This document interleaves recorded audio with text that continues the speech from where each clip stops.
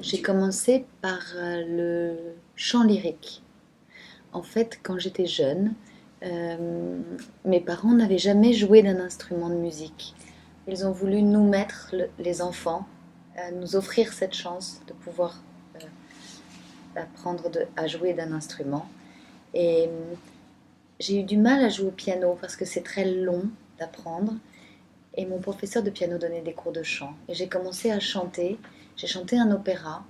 Et je chantais de l'opéra, du classique, du lyrique. Et en chantant du chant lyrique, j'ai eu envie de plus jouer. Quand on chante, on ne peut pas pleurer. Quand on pleure, la voix vibre.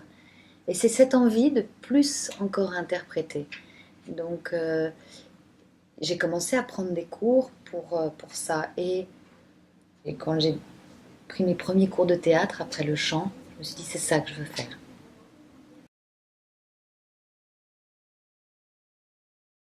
Alors, je connais Agnès depuis mes débuts comme comédienne. J'ai tourné dans un film qu'elle avait réalisé sur le centenaire du cinéma. J'étais très jeune.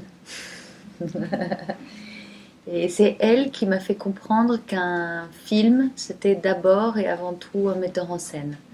Elle m'a montré, parce que à l'époque c'était un film sur le centenaire du cinéma, les films de Buñuel.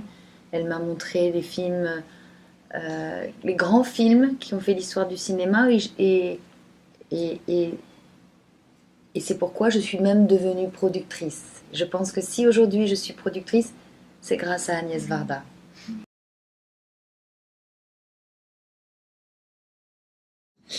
Euh, Bonjour. Alors courage, parce que c'est très difficile d'apprendre le français, mais je dois vous avouer que j'ai commencé un peu le japonais et au moins sur les R, on a ça en commun.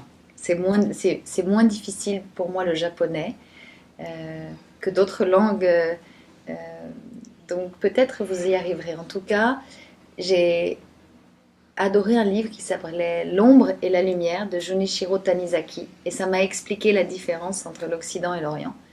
Et j'espère que ça vous donnera envie de venir voir la culture française. Voilà. Bon courage.